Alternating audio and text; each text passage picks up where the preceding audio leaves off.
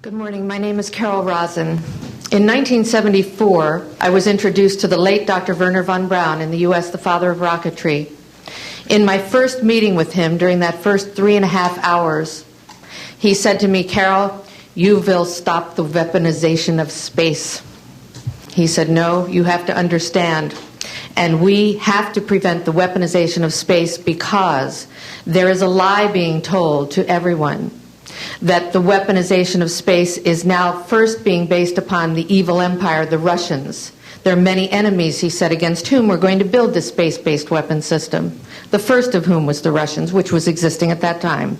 The strategy that Wernher von Braun taught me was that first the Russians are going to be considered to be the enemy. In fact, when I met him in '74, they were the enemy. Headlines around the world echoed the news. Russia had blasted a man-made moon into outer space. On every continent and in every land, the story of Sputnik 1 dominated the front pages.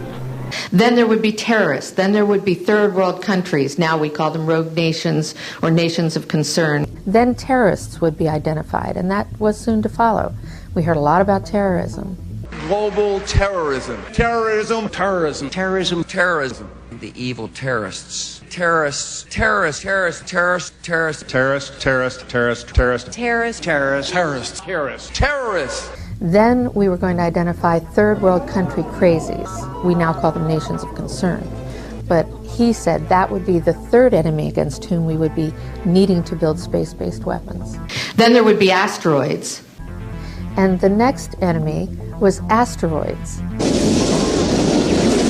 This new one you're tracking, how big? It's what we call a global killer. Nothing would survive, not even bacteria. If I had any say in the matter, I'd say, why don't you throw in asteroid defense? An asteroid some scientists call a city killer came closer to Earth than the moon this week. The scary thing is that scientists had no idea it was coming. Now at this point, he kind of chuckled the first time he said it.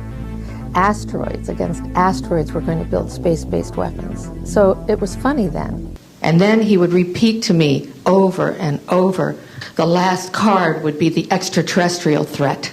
What he called aliens, extraterrestrials, that would be the final card. And over and over and over, during the 4 years that I knew him and was giving his speeches for him, he would bring up that last card. And remember, Carol, the last card is the alien card. We're going to have to build space-based weapons against aliens. And all of it, he said, is a lie.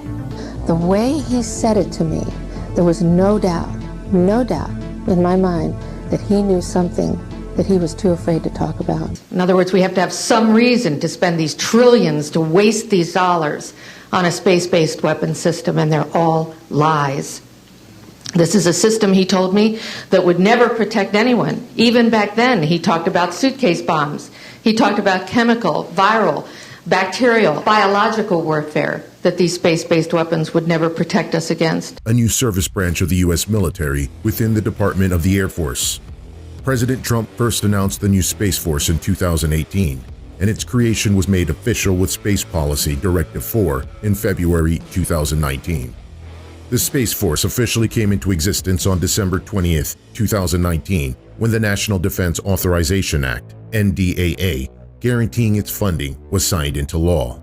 Very importantly, I'm hereby directing the Department of Defense and Pentagon to immediately begin the process necessary to establish a Space Force as the 6th branch of the armed forces. That's a big statement, because space is the world's newest warfighting domain. Space is a warfighting domain, the next warfighting domain. Space is a warfighting domain. I said, oh my Lord, this man is telling the truth. And I've been waiting until this day for 27 years, and I'm expecting the spin to happen, because he also explained to me, as a military strategist, as a person who worked on the MX missile, which I did later, he said, you will find that there is going to be a spin to find some enemy against whom we have to build space-based weapons, and now we should expect the spin.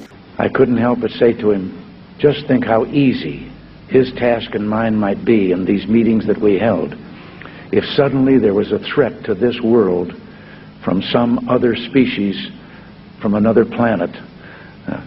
outside in the universe, we'd forget all the little local differences that we have between our countries, and we would find out once and for all that we really are all human beings here on this earth together. In our obsession with antagonisms of the moment, we often forget how much unites all the members of humanity. Perhaps we need some outside universal threat to make us recognize this common bound.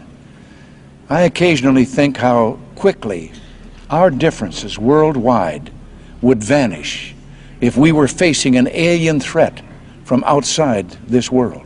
Because he said part of the formula for the intelligence community is if they might have a weapon, then we have to consider that they do have these weapons. So now they do have these weapons, so now we have to build these weapon systems. And that's the formula, except that it's all based on a lie. And these are words that Wernher von Braun told me in 1974, and I will testify before the Congress under oath about everything I have said and more.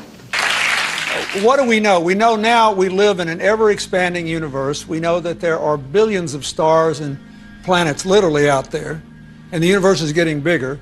We know from our fancy telescopes that just in the last 2 years, more than 20 planets have been identified outside our solar system that seem to be far enough away from their suns and dense enough that they might be able to support some form of life. So it makes it increasingly less likely that we're alone. Oh, you're trying to give me a hint that there are aliens. No, I'm trying to tell you I don't know. Oh, you're trying to give me a hint that there are aliens.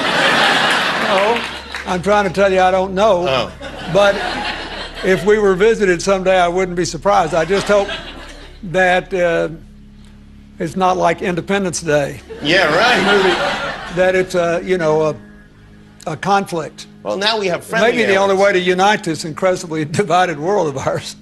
They're out there. We better think of how all the differences among people on Earth would seem small if we felt threatened by a space invader. That's the whole theory of independence. You're right. You're right. Everybody gets together and makes nice. And in my line of work, you got to keep repeating things over and over and over again for the truth to sink in, to kind of catapult the propaganda.